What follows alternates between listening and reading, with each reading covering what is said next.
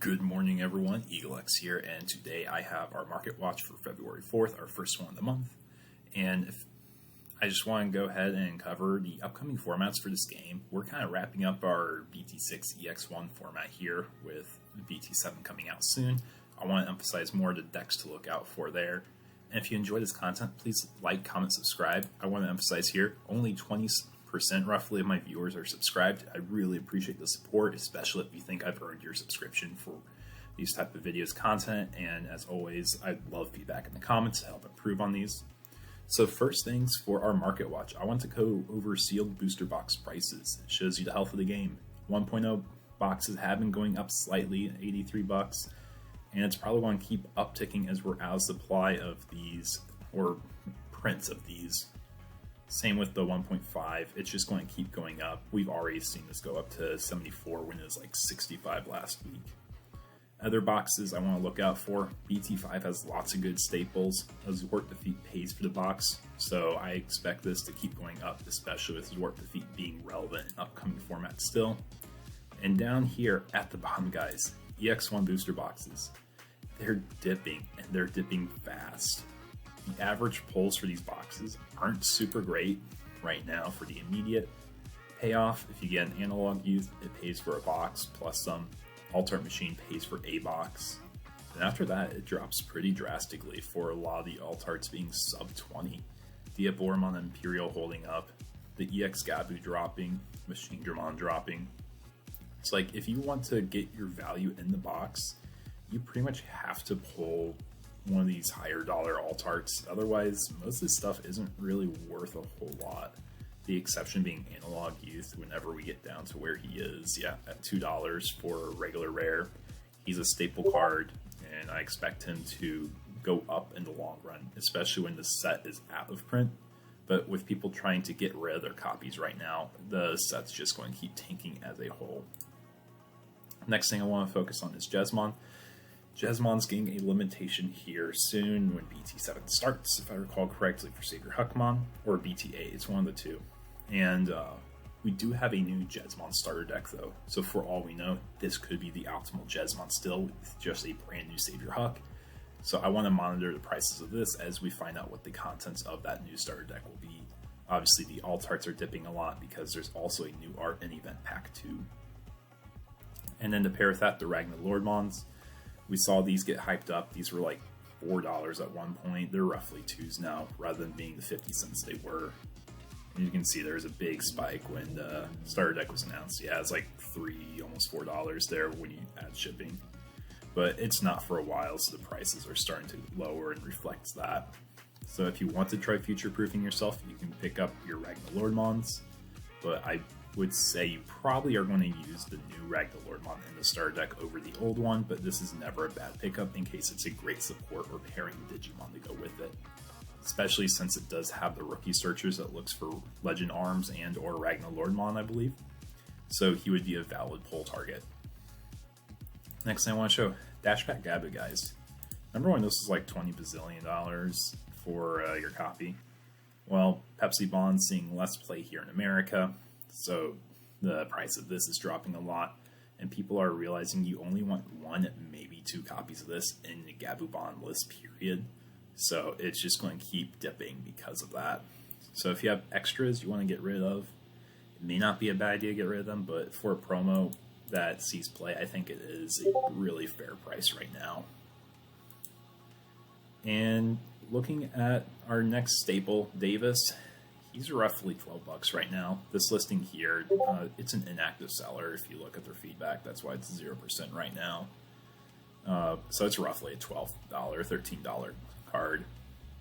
Really fair. This sees play still in the next set with Blue Hybrid. This is your go-to memory fixer.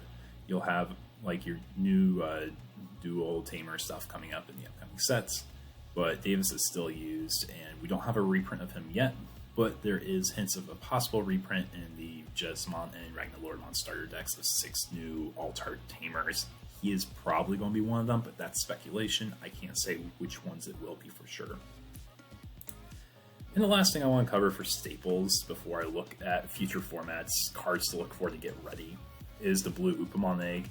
I'm a big advocate of saying Blue Upa is going to be a really good staple pickup, as blue hybrids are very popular, and this is your go-to egg still.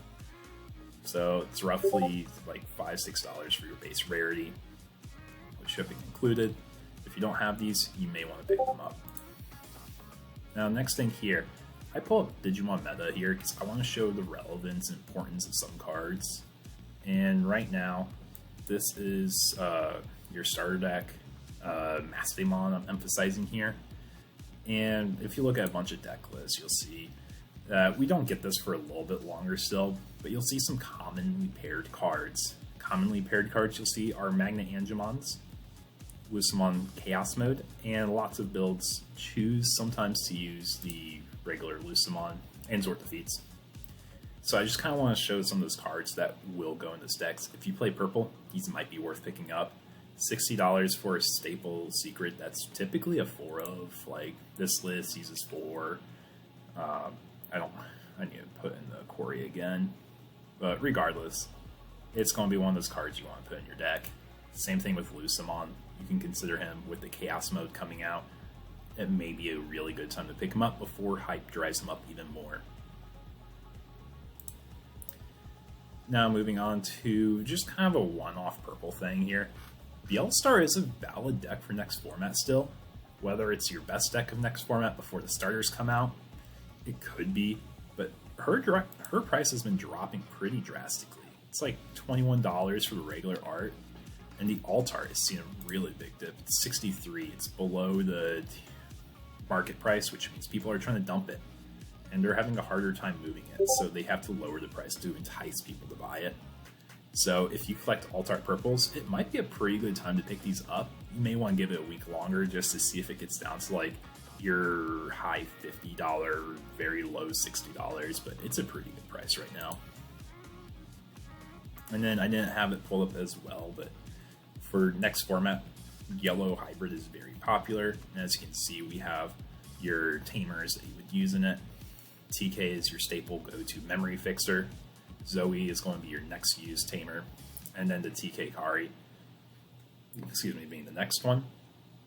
So if you haven't been following attention to the prices, your max rarity TK Karis are going to be probably $9-ish, $10-ish from here on out.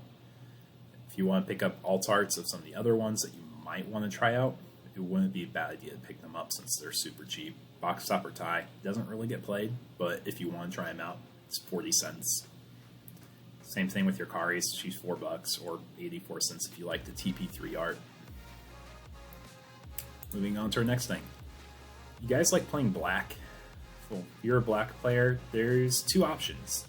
Your first option is you basically play Diaboromon. Second option is Commandramon. Or if you want to try out some of the new stuff of next set, you will want to get your Cinerizomon promo. Cinerizomon promo right here, P033. If we're to filter it, this is how you can use your new Alphamon deck, basically, because you get your X antibody stuff. And he's kind of a staple for putting on pressure in the mid to late game with your Dorgoromon. And this is just like a list. They aren't all the same, but Cinerizomon is a staple in these new black lists. So if you want to play black, you need Cinerizomon and you'll need Alphamon. They're the best pairings at the moment. But X Antibody is getting more support in BT9, so for all we know, this could skyrocket also. A lot of people are holding on to their Alphamons right now. If you don't have them, this is probably the lowest we'll see them now. More stuff coming out. So we're seeing it's kind of ticking down very slowly. If anything, it's going to stick at this price or shoot up if I had to take a guess here. So that's black. And the next thing, you guys like playing green? I know it's been a moment since we really touched on green as a color. You can kind of take a look here. There's a lot of decks here, but one thing that is consistent in all your green decks is you will use Nidhogg still. If you don't have copies of Nidhogg, that's BT4-062. You'll see that's pretty much used in all the green decks. Of all the green decks, it takes 21 deck entries in a spot. And that's it for BT7 stuff I want to emphasize. As another MarketWatch tool, Carriermon is probably a really good pickup right now at 13 bucks. This card does see play in all those green decks as well. I could have shown that before I closed the tab. And Balderarm's not a bad pickup either. These are only going to be in our BT 6 boxes, so as soon as they're out of print, these are probably going to start skyrocketing in price.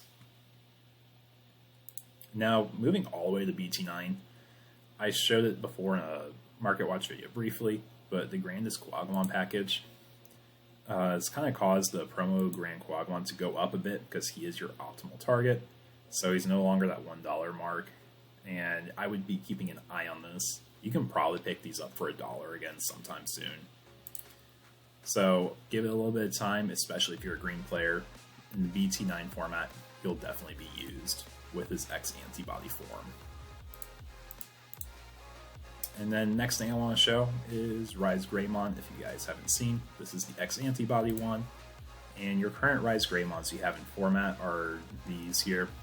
The optimal one definitely being the red Ryze Greymont or the yellow Ryze Greymont, as you can get a free tamer. And then his Digivolving effect gives you another benefit of playing another tamer. And then you also get a mini Shine Greymon effect, so this could emphasize a more Shine Greymon oriented format yet again in BT9. So keep your eyes out on these. If you don't have them yet, I would probably look at picking them up.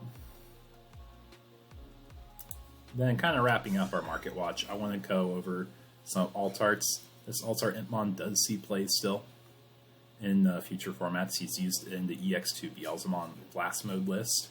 So might be worth picking up here at 38. And then Beelzemon's here themselves.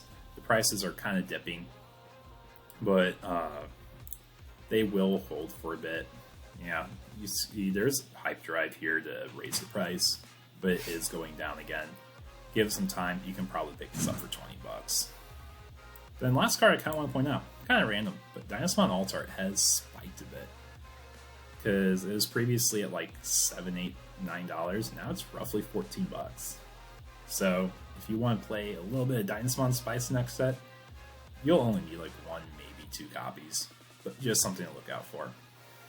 Well, if you enjoy this content, I really appreciate if you guys leave a like, comment, subscribe, and hit that notification bell. If you feel like I've earned that subscription, I would appreciate if you hit that subscribe button.